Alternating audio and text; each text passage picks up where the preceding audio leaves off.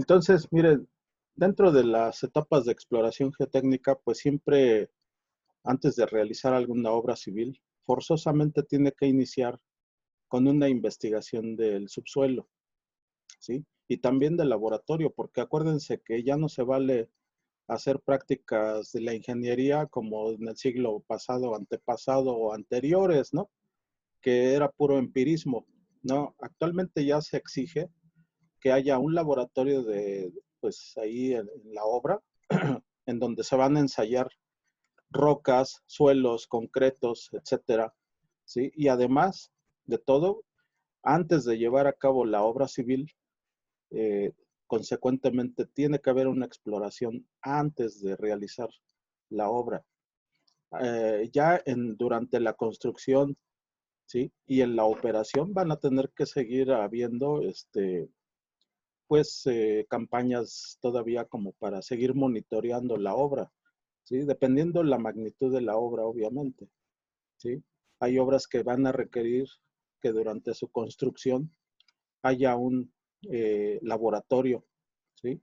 Que haya especialistas en geología, en geofísica, en varias disciplinas, en geotecnia, por supuesto, ¿sí?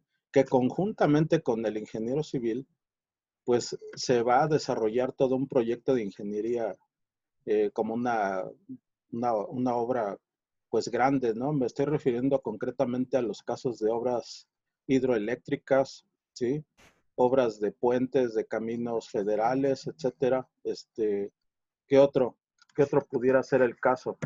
Pues grandes edificaciones, segundos pisos, etcétera. O sea, toda aquella obra que realmente su magnitud, pues necesariamente nos da a entender la importancia que tiene la obra, pues entre mayor, es decir, entre más importante sea la obra de ingeniería civil, desde el punto de vista del costo y de la trascendencia de la obra, pues se va a requerir incluso no solamente exploración antes de la obra, sino durante la construcción.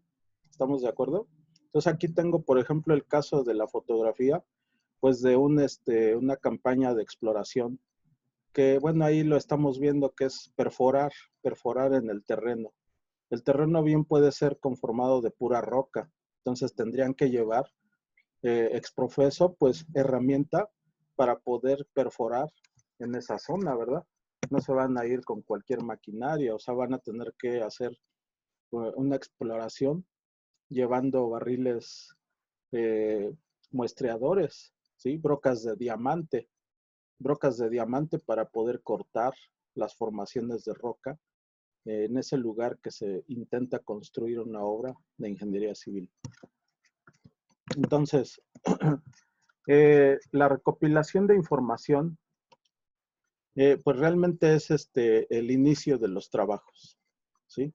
Me refiero a que como etapa inicial para la realización de un estudio geotécnico, se debe recopilar y analizar la información disponible que contenga datos referentes a características geotécnicas, ¿sí? Esta información, ¿qué va a incluir? Pues se menciona la sismicidad de la región del proyecto. Acuérdense que debemos partir de hacer un buen diseño contra sismo, ¿sale? Entonces se requiere conocer la sismicidad de la región del proyecto. 2, cartas geológicas y topográficas. Sin esa base, pues no tienes nada, ¿sí? 3, levantamientos topográficos. Los van a tener que hacer antes y durante la construcción. ¿Qué más? Estudios geotécnicos previos, ¿verdad? Porque toda aquella recopilación de información es importante para ir armando un expediente del proyecto, ¿sí? También conocer estudios que se han realizado por allí para otras obras de ingeniería, que bien les puede ayudar a tener algunos parámetros así con los cuales poder empezar a entrarle al proyecto de ingeniería civil. Otro, pues estudios geológicos, geohidrológicos, climáticos, o sea, se tiene que ir a las diferentes oficinas regionales de información, como es el Servicio Geológico Mexicano, ¿sí? La Comisión Federal de Electricidad, el INEGI, ¿verdad? sea, diferentes instituciones que te van a proveer de información. La página del Servicio Sismológico Nacional, la Carta de Regionalización Sísmica, ¿verdad? Aspectos climáticos para otras obras que se han desarrollado en esa área, la hidrología superficial de la cuenca, la restitución topográfica mediante fotogrametría.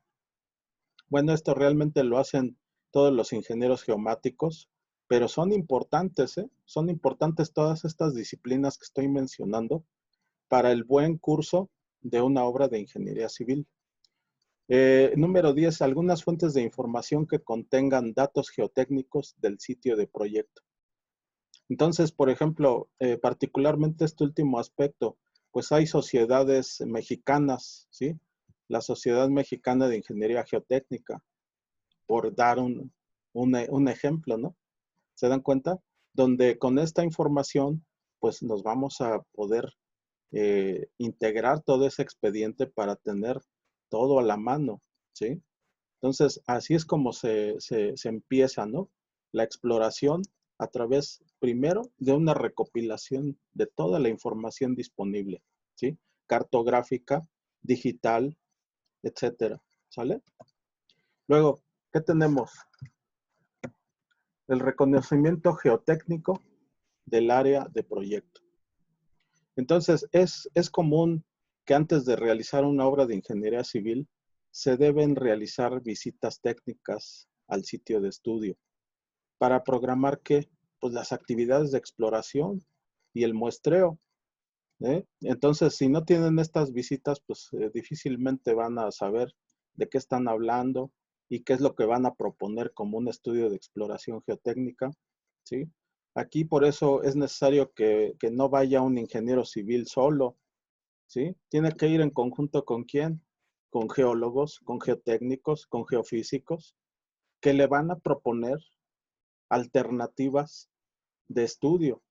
¿Qué tal si tú como ingeniero civil dices, no, pues yo me las doy de bien sabelo todo, ¿sí? Yo voy a programar nada más estudios de perforación. Ah, sí. ¿Y qué tal si ese asunto es muy caro para los costos de la obra? Entonces, estás fuera de la realidad, ¿no? Entonces, tienes que apoyarte en diferentes disciplinas precisamente para que alguien te asesore en eso, en lo que tú no sabes. El ingeniero civil realmente va a terminar su carrera, pero pues realmente no, a menos que se haya especializado particularmente en geotecnia, pensemos. Bueno, va a tener algún conocimiento sobre eso, ¿no? Más especializado. Pero si nada más sale como ingeniero, no sé, hidráulico, pero no conoce geología, no conoce geotecnia, no conoce otras disciplinas, pues necesariamente se tiene que apoyar en especialistas en ciencias de la tierra, geólogos, geofísicos, geotécnicos, geomáticos. Créanme que si no hacen esto, pues no va a haber un buen fin para su proyecto, ¿vale? Entonces, los estudios de ingeniería geológica y geotecnia son los que van a anteceder a cualquier obra de ingeniería civil. Se debe establecer el marco regional geológico del sitio de proyecto. ¿Mediante qué? Pues métodos indirectos que corresponden a los métodos geofísicos, que contemple la definición de la estratigrafía, el espesor, las características y origen de las formaciones, levantamiento de discontinuidades, análisis geomorfológicos, ¿sí? Revisar condiciones de inestabilidad para cortes y taludes. ¿Todo esto con qué fin ustedes creen? Pues con el fin de que no se les presenten situaciones que ustedes debieron de haber contemplado antes de empezar a construir. ¿Sale? Ese es el objetivo de estos estudios previos a la obra de ingeniería civil. Entonces, aquí vamos a ver una serie de información pues muy relevante. Perdón. Entonces, en la realización del estudio geotécnico, el estudio geotécnico de sitio se debe realizar de acuerdo a la siguiente metodología. O sea, acuérdense que siempre hay una metodología, ¿no? Entonces, el primer aspecto a considerar es un reconocimiento del marco geológico regional, ¿sí? para que entonces un geólogo te dé a entender a través de cartografía y a través de información por escrito, no solamente ahí vas por la carta geológica y ya, o sea, te tienes que hacer mancuerna, hacer equipo con geólogos, ¿para qué? Pues para que te expliquen qué tipo de fallas hay allí, si son activas, si no son activas, qué tipo de rocas vas a tener, a qué problemas te puedes enfrentar para su exploración, qué tal si son rocas muy duras y los costos de operación se te van a ir a los cielos, ¿verdad? Entonces, acuérdense, hay que hacer todo este trabajo antes. El inciso B que dice, en la etapa de exploración y muestreo, se deben definir las condiciones estratigráficas del sitio. ¿Con qué motivo? Pues para hacer un programa de sondeos exploratorios con muestreo, ¿verdad? Que permitan reprogramar la exploración con muestreo inalterado. O sea, puedes obtener muestras alteradas de una primera acercamiento. Son métodos hasta un poquito más, menos caros, ¿verdad? Pero ya cuando se trata de decidir qué muestras realmente necesito inalteradas, pues no van a agarrar las que ustedes quieran. Tiene que ser con un especialista, ¿no? ¿Sí? Porque imagínate, tú podrías enviar 100 muestras al laboratorio. Ah, sí, y ya te pusiste a pensar cuánto te va a costar. En cambio, si va un experto, él te va a decir, de acuerdo a este sondeo que realizamos con antelación que fue alterado, yo te puedo distinguir este y este y este horizonte para que allí, en esos 3 lugares, obtengas al menos una muestra representativa inalterada, para que entonces esa sí se envíe al laboratorio. Entonces, imagínense si ustedes se fueron cortando y sacando muestras y todas al laboratorio, sin hacer uso, dijéramos, sin el recurso de pues de un profesional que te diga dónde lo puedes hacer y que te va a reducir el costo, pues créanme, o sea, si ustedes hacen las cosas a la necia, como dicen, por necedad, por omisión, se van a meter en problemas. Entonces siempre apóyense de un experto, de un geólogo, de alguien que les diga, este y este y este horizonte son los buenos. Lo demás, no importa que no lo sepas, ¿no? Y eso te va a reducir de 3 a 1. Tú vas a enviar 3 por inexperiencia y el geólogo te va a decir, con 1/3 de todas esas muestras, puedes sacar tu proyecto adelante. Entonces vean que hasta se puede reducir los costos de la obra. Bueno, el inciso C, las pruebas del laboratorio deben conducir a la determinación de parámetros significativos del comportamiento mecánico de los suelos. Bueno, aquí genérico para suelos, pero no necesariamente, esto es como para la Ciudad de México. Pero te sales de la Ciudad de México y vas a encontrar terreno rocoso. ¿Estamos de acuerdo? Entonces, no necesariamente esto tiene que cumplirse a rajatablas. No porque yo diga ahí mecánica de suelos, ¿no? ¿Qué tal si es mecánica de rocas? Entonces, pónganle ambas. Luego, la formulación del procedimiento constructivo debe ser parte integrante del informe geotécnico. Y además tiene que ser congruente, ¿verdad? Con las propiedades mecánicas del subsuelo para garantizar su seguridad. Requerimientos de estudios los vamos a ir viendo como para cada tipo de obra, ¿no? De estudios geotécnicos en algunas obras de infraestructura. O sea, infraestructura se refiere a las cimentaciones, ¿vale? Entonces, para llevar a cabo el estudio geotécnico de las estructuras que forman parte de un sistema de agua potable y alcantarillado, pues ¿qué es necesario? Pues realizar la interpretación de los resultados de ensayos de laboratorio y exploraciones efectuadas, así como de los análisis teóricos correspondientes. Y entonces a continuación ahí enlistan una serie de parámetros geotécnicos que deben definirse en un estudio. Vean, para cimentaciones superficiales, estamos hablando de lo que sostiene a la superestructura. A eso se le conoce como cimentación. ¿Qué tenemos que conocer obligatoriamente? El tipo de suelo, ¿verdad? Si no, ¿cómo vas a pensar qué cimentación es la óptima para ese lugar? B, el tipo de cimentación que vas a seleccionar. Hay muchas, entonces tienes que elegir la más conveniente. C, profundidad de desplante. O sea, ¿a qué profundidad te vas a ir para que tu cimentación se garantice que no haya hundimiento, que sea segura, etcétera? ¿Vale? El inciso D, capacidad de carga admisible. Si tú conoces cuánto te soporta la roca o el suelo donde vas a desplantar tu obra, pues con ese parámetro ya tienes una estimación de si aguanta o no el tonelaje que le vas a bajar, ¿verdad? A la roca o al suelo. ¿Estamos de acuerdo? Luego el inciso E, asentamientos totales y diferenciales.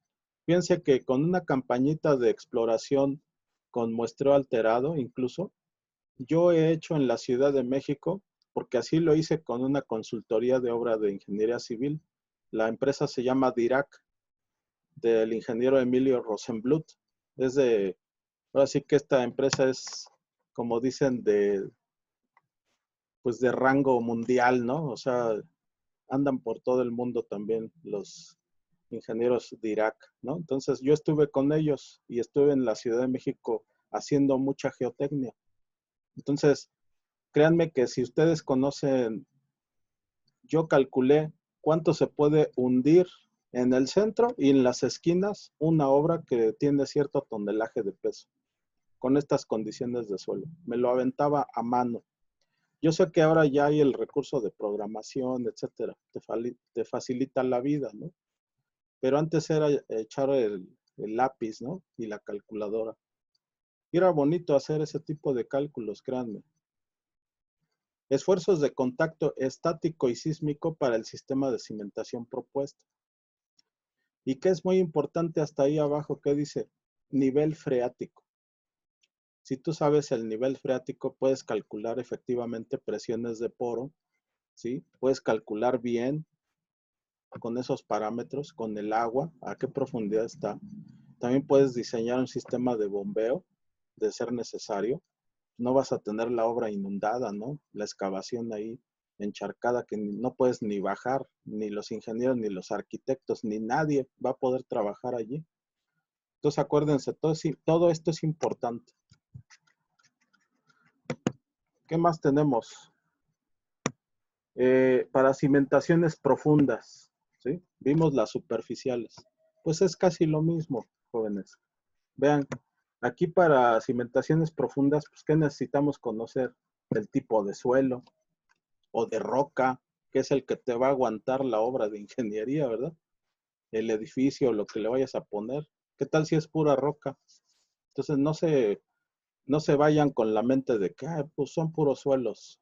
No, la geología ni siquiera estudia puro suelo. Realmente la geología estudia rocas de la corteza, estudia todo un planeta global. O sea, claro, nos especializamos como yo en geotecnia, donde estamos viendo suelos y estas cosas, ¿no?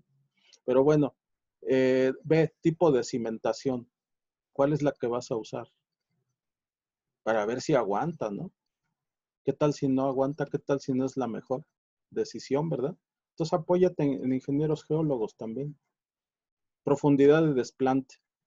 Pues sí, se necesita saber a cuántos metros te vas a ir a excavar para ahí meter tu primera plantilla, ¿no? Y de ahí empezar a bajar pilotes o lo que tengas que armar ahí. ¿Qué tal nada más es un cajón de cimentación o un cajón de cimentación con pilotes de fricción o de punta, ¿verdad? Entonces hay muchísimas variedades. Capacidad de carga axial admisible, o sea, por cada una de estos elementos necesitas conocer la capacidad de carga. También lateral, no solamente en el sentido vertical, sino lateral. Análisis de deformaciones, eso se van a hacer conforme a parámetros de laboratorio, todo esto. Proceso constructivo recomendable. Y por último, nivel freático en presencia de agua, ¿sale? O sea, se necesita conocer todos y cada uno de estos parámetros para luego no estar con que no, pues no me dijeron, o no, es que no calculamos con el agua, ¿no? A cierta profundidad. Pues ya con eso te diste en la torre para todo, ¿no? Porque si no tomaste en cuenta la presión hidrostática, pues estás perdido, ¿no? Por último, excavaciones en suelo o en roca, ¿sí? ¿Qué se necesita? Análisis de la estabilidad. B. Recomendación de taludes estables. Proceso constructivo recomendable. Y por último, control de voladuras y explosivos. O sea, si nosotros vamos a hacer una vía terrestre y vamos a tener que cortar un montón de cerros, pues, ¿de qué tipo de roca? Si lo puedo hacer con excavación manual o necesito explosivos, ¿verdad? O sea, créanme que todo este es un mundo, pues, de información, pero si te respaldas precisamente con una buena empresa o una consultoría o buenos ingenieros geólogos y geotécnicos que tengas de tu lado, pues créanme que son su mejor aliado, ¿eh?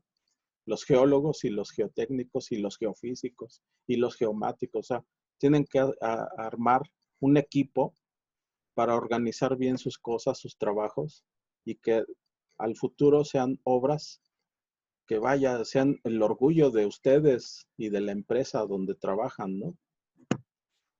Entonces, pónganse en ese aspecto muy, muy hachas, ¿no? Estructuras de retención, pues son estos casos, ¿no? Como esta fotografía, ¿sí? ¿Qué necesitamos saber? El tipo de relleno. B, consideraciones de empujes de tierra. Ya hicimos un caso con ustedes, ¿no? El empuje activo del suelo. Entonces, aquí es donde se utiliza la teoría de Rankine. Aquí tiene la expresión, la razón de ser de haber calculado eso. ¿Sí me explico? Diagramas de empuje de tierras, considerando en su caso efectos hidrodinámicos y sísmicos. O sea, no van a diseñar nada más conforme al cálculo del empuje de Rankine, ¿no? Tienen que saber que le tienen que meter consideraciones hidrodinámicas y sísmicas para que se vayan del lado de la seguridad. Si no al rato, como allá yo he andado en obras que luego les voy a mostrar, fotografías, donde yo anduve desde jovencillo trabajando con esta empresa de Dirac, casos lamentables de estructuras de concreto armado volcadas por el empuje impresionante de suelo. De seguro no tomaron en cuenta consideraciones hidrodinámicas, ni sismos, ni nada. O sea, mal calculados. ¿Sí me explico? Entonces, consideraciones de drenaje de las estructuras de retención y recomendaciones. Los últimos aspectos son recomendaciones de compactación de rellenos por utilizar y el proceso constructivo recomendable. Todo esto se hace a través de un informe ejecutivo. Normalmente, ¿quién los hace? Los ingenieros consultores. Los constructores nada más llegan y órale, dale aquí, mete esta maquinaria y empieza a hacer esto o aquel trabajo. Pero los consultores son los que generamos todo esto. Las empresas consultoras, las que damos asesoría, ¿sale? Aquí estoy yo, vean, aquí está mi fotografía, estoy haciendo mapeo, ¿sí? Geológico, allá por San Luis Potosí. Estoy haciendo ahí la lectura del rumbo y el echado de las diferentes formaciones de roca que tenemos allí. En San Luis Potosí es una plataforma continental, estuvo parcialmente sumergida en agua, entonces son calizas bioclásticas, ¿sale? ¿Y qué puede haber allí? Cavernas por disolución, ¿verdad? Entonces yo en mi informe que generé de ese trabajo, generé todo un cuadro comparativo, ¿sí? Con el kilometraje por un lado, las observaciones de campo y las recomendaciones. ¿Cuáles eran mis recomendaciones para los constructores de ICA? Yo les hice ese informe, conjuntamente con otros geólogos, ¿no? Pero recomendamos estudiar, ¿sí? Ciertos lugares que pudieran tener cavernas de disolución, porque estamos hablando de calizas. ¿Estamos de acuerdo? Entonces, vean, los estudios geotécnicos para caminos, ¿qué comprende?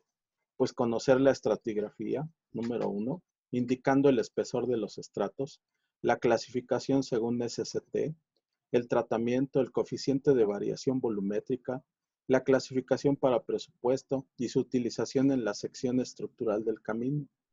El inciso B, el tipo de material por excavar, en el caso de los cortes, ¿no? ¿Qué tal si con una maquinita convencional ahí, un trascabo, puedo empezar a rasgar todo y limpiar todo el terreno y hasta escarbar y hasta hacer la sección con una simple máquina así? ¿O qué tal si no? Necesito usar explosivos.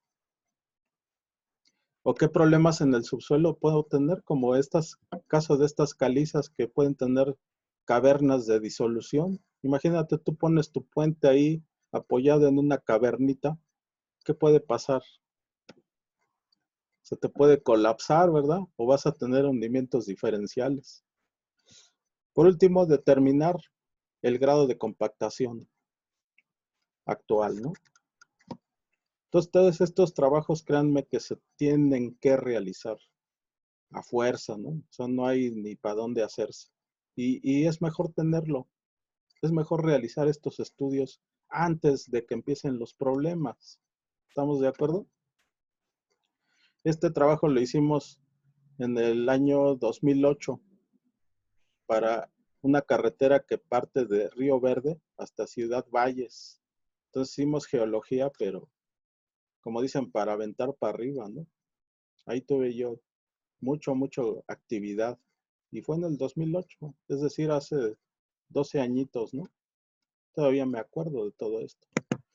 Bueno, vialidades en plantas de tratamiento, potabilizadoras y de bombeo. Pues vean que la gran variedad de obras civiles que podemos realizar en terrenos rocosos y en terrenos de suelo, pues tiene que tomar como base el proyecto ejecutivo de la planta de tratamiento, potabilizadora o de bombeo. Se diseña y se proyecta la estructura que constituye los pavimentos de las vialidades dentro de la misma. Entonces vean, en el último párrafo dice, el espesor y calidad de la estructura del pavimento y de cada una de sus capas componentes se determina considerando las máximas cargas que hayan de ser soportadas, la frecuencia de cada tipo de carga y la capacidad de carga del terreno. Las tensiones producidas por la repetición de las cargas de tránsito.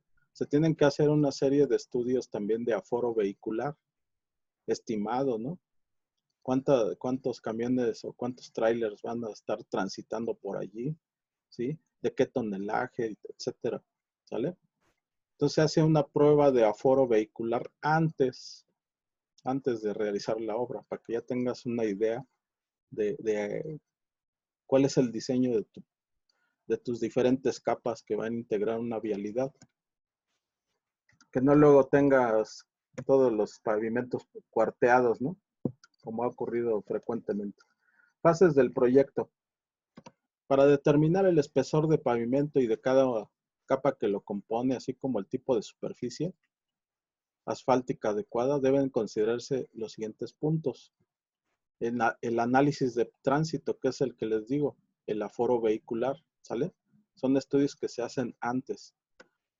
Inciso B, estudio del terreno y de los materiales de base y subbase. C, análisis y selección del proyecto definitivo. Y por último, los bancos de materiales. Tienen que estar en un área no mayor a 10 kilómetros, ¿sí? Por los costos de operación, ¿sale? ¿Qué más tenemos? Pues dependiendo de para qué o sea, qué tipo de obra vas a ejecutar, pues son los estudios que tienes que hacer, ¿no? Requerimiento de estudios geotécnicos para caminos y plataformas.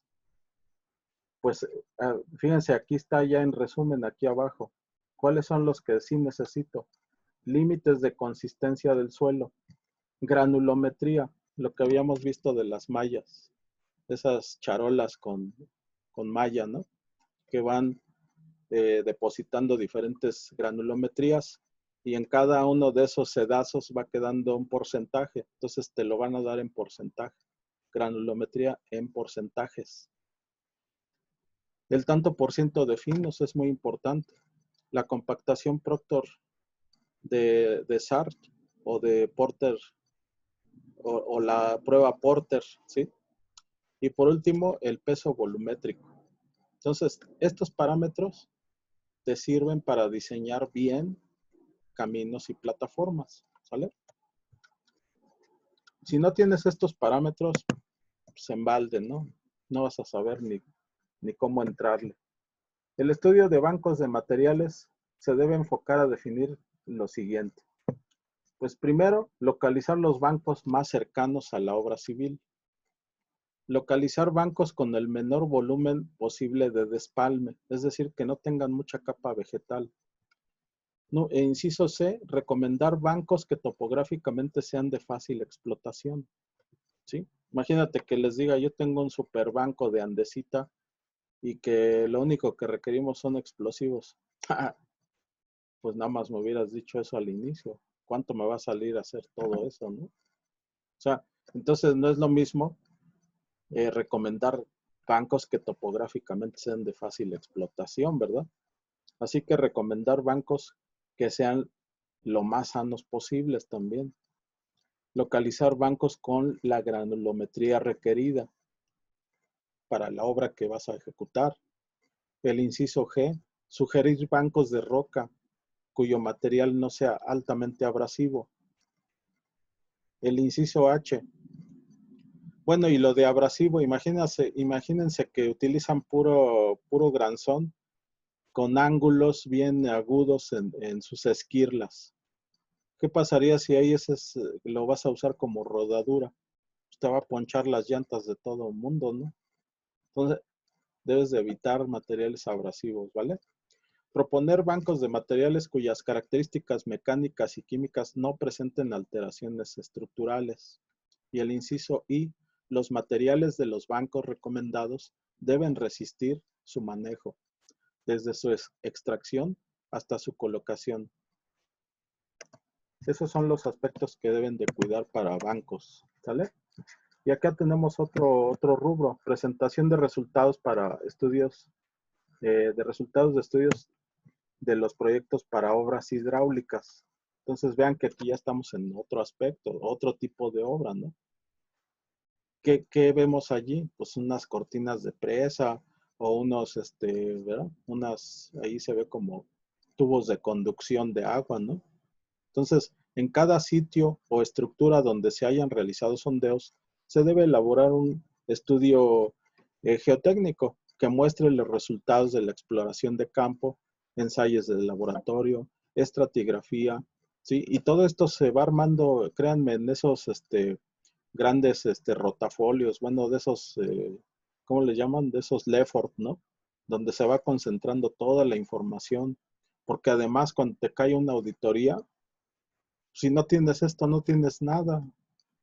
¿Sí me explico? Entonces, créanme que es mejor no pasar vergüenzas teniendo todo a la mano, todos tus expedientes. Este es de geología, este es de geomática, este es de bancos de materiales, o sea, todo lo tienes organizadito, ¿sí?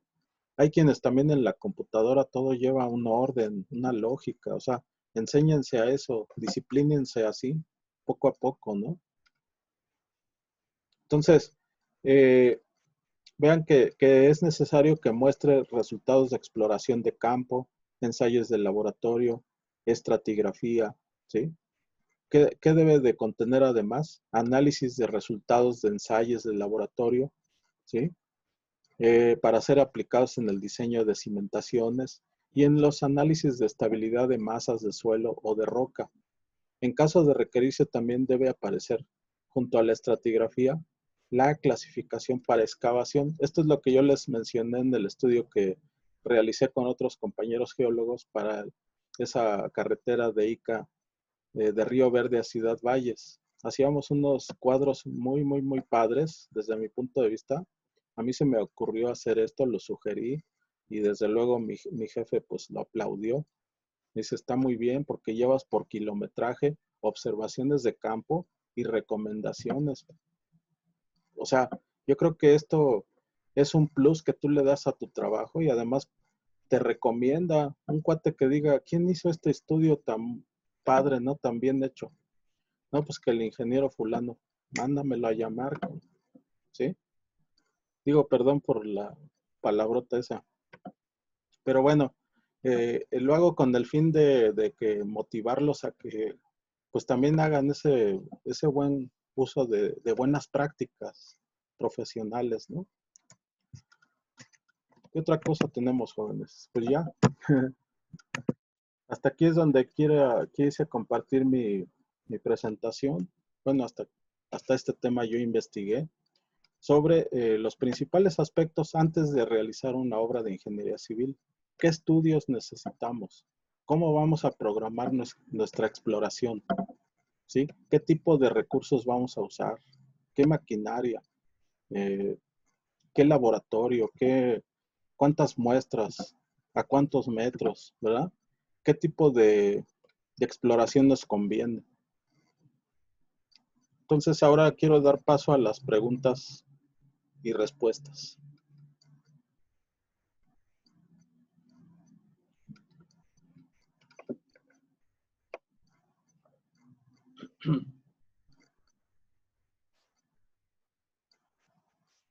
Adelante, jóvenes. Una duda. Ujú, Este, He visto que, por ejemplo, en la zona de Santa Fe es una zona de mucha construcción. ujú. Y tengo duda de como qué tipo de suelo hay ahí. Pero porque es que luego he visto que ocurren accidentes de que se desgarra pues es como un cerro porque luego está muy elevado Ujú. por esas partes. Entonces tengo duda por qué sucederá eso, qué debieron de no haber estudiado antes de la construcción. Muy interesante tu pregunta.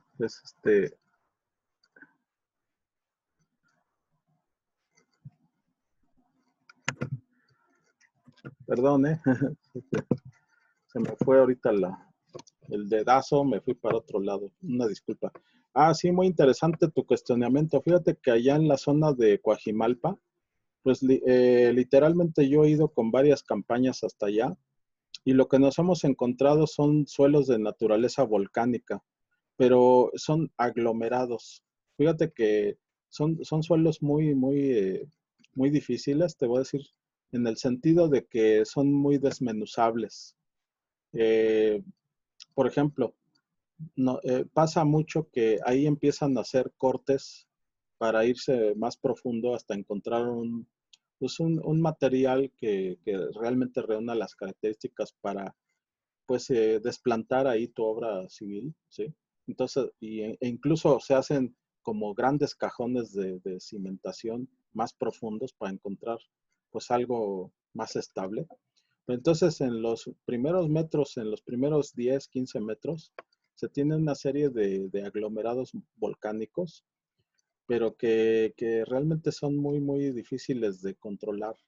A mí me tocó ver casos muy tristes, muy lamentables, de que ya tenían el muro de contención y estaba perfectamente anclado y ya tenía su malla electrosoldada, su concreto lanzado, etcétera, ¿no? O sea, ya hasta habían hecho algo así como una especie de anclaje del muro.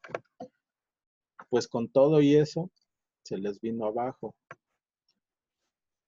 Voy a subir próximamente un video porque mira, si ahorita yo lo paso, lo más seguro es que se vea entrecortado.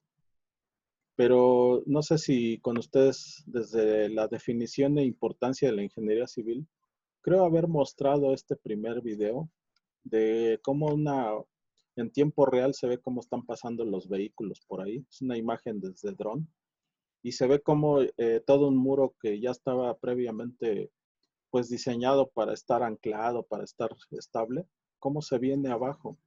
No sé si lo viste, fue de las primeras clases. Creo que no es que yo entré en altas y bajas, entonces creo que no lo vi. Ajá. Pues miren, son 5:15, miren, voy a hacer el esfuerzo de ponérselos. ¿Qué les parece? O sea, para que no sea platicado, ¿no? Vámonos a ese video, ¿no? y pues ustedes me dicen si lo vieron bien o si no lo pudieron ver bien, bueno, pues ya luego se lo subo a la plataforma o a mi canal de YouTube. Pero pues la idea es que lo vean, ¿no? Ujú.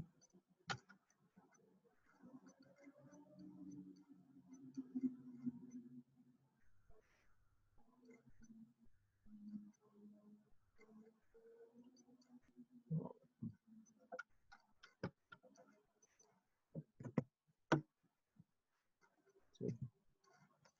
Permítanme un momento.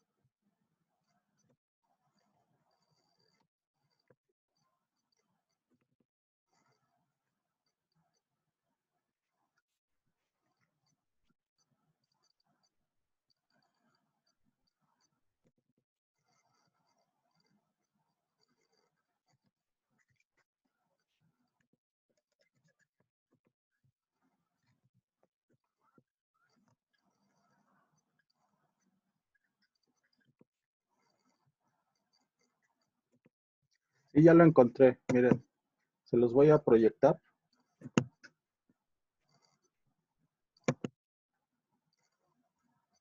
Se los voy a proyectar y espero que sí lo puedan ver bien.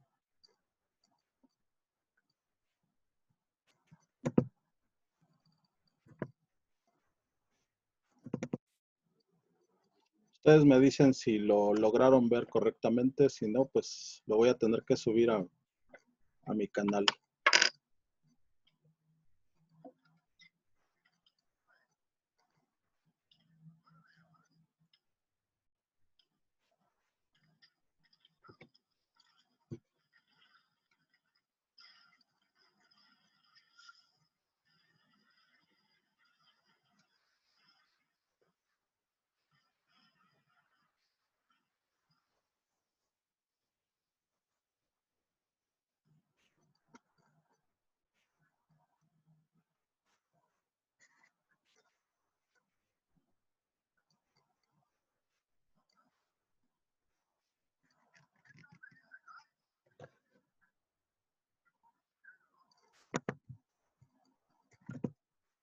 ¿Sí lo pudieron ver?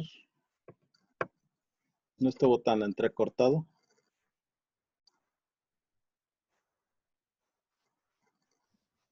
Creo que no lo proyectó, profe. A ver, vamos a ver. No, profe. No, no se vio. Bueno, vamos a ver otra vez.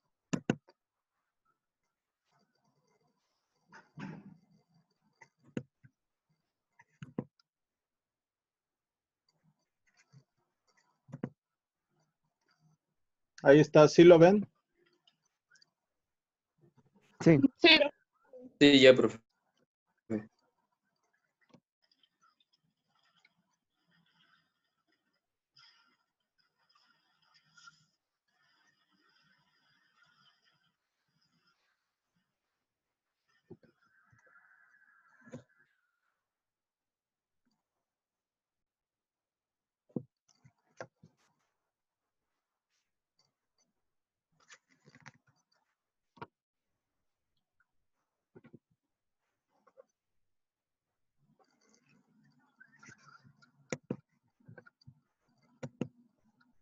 Pues, ¿qué les pareció, jóvenes, en general? Era ya un muro de concreto armado, ya, o sea, bueno, no de concreto armado, vaya, sino una obra de, pues, de estabilidad, estabilización de una excavación. Y vean cómo, a pesar de que aparentemente está bien diseñada, se colapsa, ¿no? Entonces, ustedes siempre calculen del lado de Disculpe, la profe, ¿eso seguridad. por qué pasa? Pues por no calcular correctamente, ¿verdad? Del lado de la seguridad. O sea, ¿qué es lo que se tendría que haber hecho? Un cálculo de empujes con la expresión de Rankine, pero no solamente hacer ese cálculo, sino además involucrar a sismos, aspectos hidrodinámicos. O sea, si se dan cuenta que hay pues un fallo en los cálculos, se dan cuenta que no está perfectamente bien calculado. Tal vez omitieron efectos sísmicos o efectos hidrodinámicos. ¿Se dan cuenta? Entonces es lo que se insiste aquí desde esta clase, pues diseñar conforme a los parámetros obtenidos en laboratorio en una buena campaña de exploración geotécnica y geológica antes de realizar la obra de ingeniería, precisamente para que no tengan estas malas, malas experiencias, ¿no? ¿Alguna duda que tuvieran, jóvenes, sobre este tema?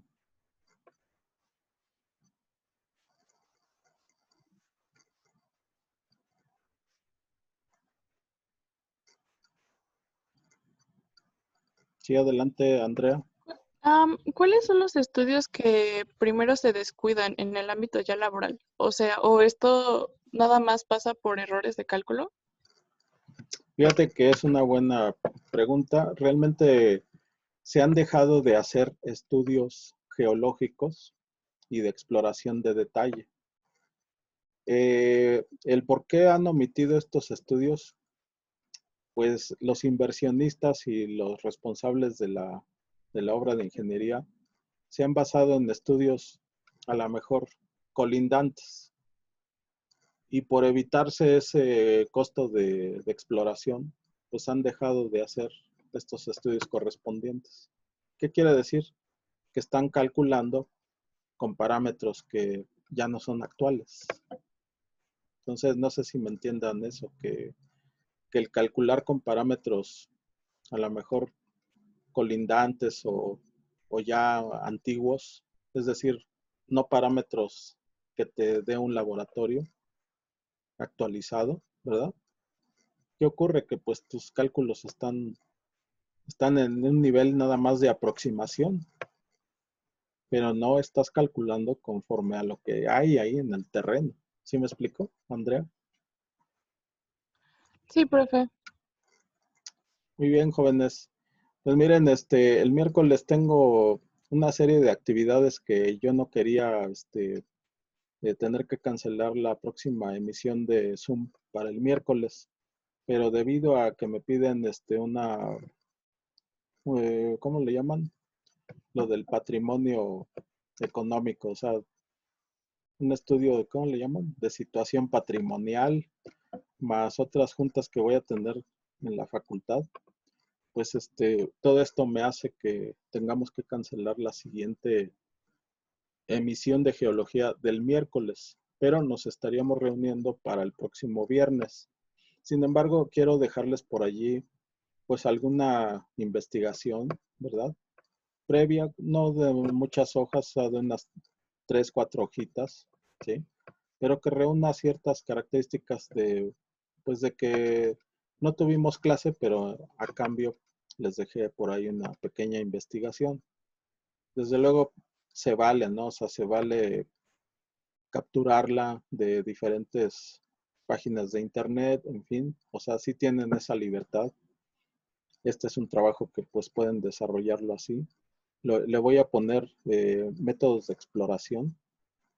Entonces, los van a dividir ustedes en directos e indirectos y los van a rescatar pues de páginas que ustedes consideren confiables, ¿no? ¿Les parece bien? Entonces nos miramos en la próxima sesión del viernes próximo. ¿Estamos de acuerdo? Sí, profe, está bien. Qué bien, profe.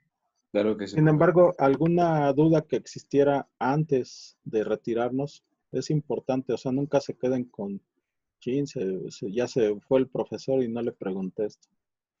Adelante, Azucena, si tienes algo que preguntar. Yo sí tengo una duda, profe. Adelante. ¿Cómo calculamos el nivel freático? Ok, mira, esa simple detalle que aparentemente no tiene ninguna dificultad, porque pues haz de cuenta cuando tú programas una serie de estudios de una campaña de perforación en suelo o en roca, pues entonces al perforista le vas a pedir dentro de la información que te va a dar como resultado, que te indique en cada perforación que realizó en cuánto está el nivel freático. ¿Cómo lo hace el perforista?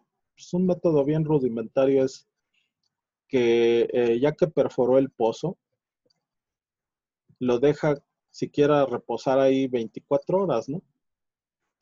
¿Y qué va a hacer? Lo va a tapar en la superficie, porque qué tal si llueve y estamos obteniendo un parámetro falso. Entonces, no se puede, mediante, cuando va a iniciar la perforación es muy difícil que el perforista te dé el dato, pero este sí te lo puede dar después de 24 horas o más. ¿Por qué? Pues porque tapa el agujero del pozo con algún material y al día siguiente mete pues ahí alguna cinta, ¿verdad? Y él amarra normalmente un guijarrito, fíjense, así yo lo he visto, ¿no? Cómo lo hace un perforista, o sea, amarra una piedrita de buen peso y la va bajando. Cuando encuentra el agua, se oye el clásico clock, ¿no? En el contacto con el agua. Entonces vuelve a repetir esa maniobra y lo oye desde afuera. Clock, clock, clock, clutch, clutch, ¿verdad? Entonces saca toda lo que estaba adentro con la piedrita y miden la longitud que tiene desde la piedra que estuvo en contacto con el agua hasta donde la está sujetando. Y esa es la altura del nivel freático. Bueno, la profundidad del nivel freático. No sé si me entendiste, Luis. Sí, profe. Sí, Ok, claro que sí, muchas gracias. ok. Sí, así es como se hace rudimentariamente, ¿eh? Y te la hace un perforista. Entonces son de los parámetros que tú le pides como ingeniero civil. A ver, me haces una campaña de 10 sondeos. Me vas a recuperar muestras que te va a indicar un geólogo ahí, ¿no? O si tú tienes ahí, o si tu empresa de perforación ya tiene, pues, personal especializado, pues hasta la misma gente, ¿no? Puede seleccionar el muestreo. Pero les digo, naturalmente te debes de asesorar con un geólogo. Un geólogo que aunque te cuesten honorarios pagárselos, pero está bien porque si te apoyas con él, haces una buena mancuerna y te va a asesorar en todo esto. Cosas que tú desconoces tal vez, ¿sí? Porque estás enfocado a lo mejor en los costos, en la operación, en la construcción. Pero si te apoyas de gente especializada en ciencias de la tierra, ¿sí? En laboratoristas, etcétera, pues te van a dar eh, pues esa asesoría que tú necesitas, ¿no? Entonces es un método así muy rudimentario. Tal vez haya otros más sofisticados, ¿no? Pero bueno, hay quienes ya llevan, en vez de la piedra, ya meten una sonda con chicharra. Entonces cuando hay el contacto con el agua, suena la chicharra. Tric, tric, tric, tric.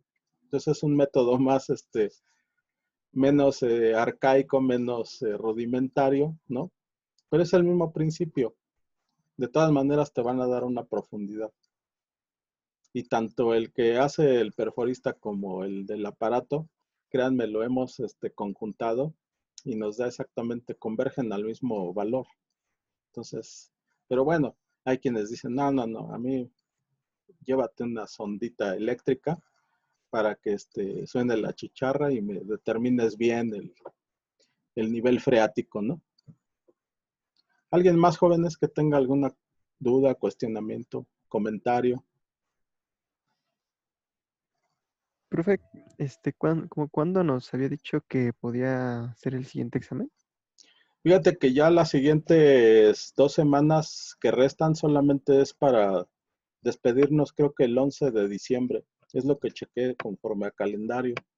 Entonces, en esa semana del 11, antes de que nos retiremos a vacaciones, yo pensaría que el lunes o miércoles sería muy bueno. Si lo hacemos el miércoles, tal vez no les pueda dar su resultado. así muy, muy a tiempo, ¿no? Tal vez lo tendría yo que hacer en el curso de las vacaciones. Pero si lo hiciéramos el lunes próximo, pues yo pensaría que esto sí me daría tiempo de generarles bien su calificación. Antes del 11 ya tendrían su segunda calificación. Y ya eso les daría un indicador de cómo van, si le tienen que echar más ganas o qué es lo que van a hacer, ¿no? Y el examen pues va a llegar desde donde nos quedamos en el primer examen hasta este tema. Si no mal recuerdo, este es el tema 6.1. Ustedes chequenlo. Y hemos ido religiosamente avanzando conforme al programa de la asignatura. Ustedes pueden checar su programa y ver que no hemos omitido algún tema, pero bueno, el próximo viernes si hubiera alguna omisión me la indican y con gusto la vemos. Y para seguir avanzando, ¿no? Entonces probablemente el examen fuera para el lunes, si no es que el miércoles de la siguiente semana, ¿vale?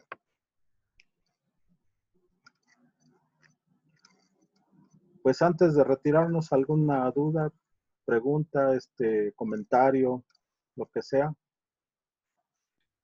¿Puede pasar que de tanto trabajar con geólogos o así, podríamos nosotros ya, por así decirlo, identificar ciertas cosas para ya no necesitarlos o de plano no? Pues mira, es como si yo dijera, si yo ando mucho con un ingeniero civil o ingeniera civil, se me va a permear su conocimiento.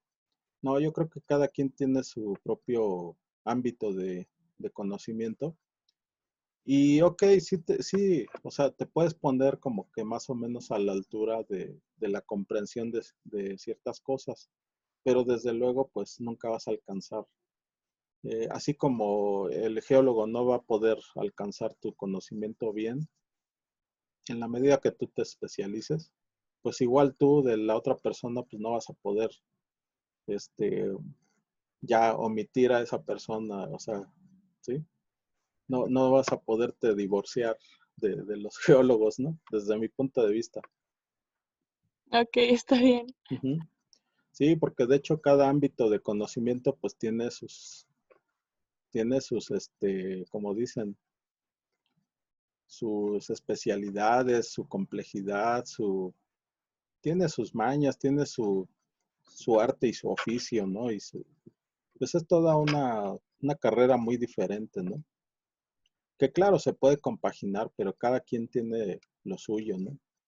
Entonces, como dicen, zapatero a tu zapato, pero tratan de hacer equipos, mancuernas, siempre no omitir hacer estudios solo por ahorrarse una lana, sino pues hacer bien las cosas, ¿no? Desde el inicio.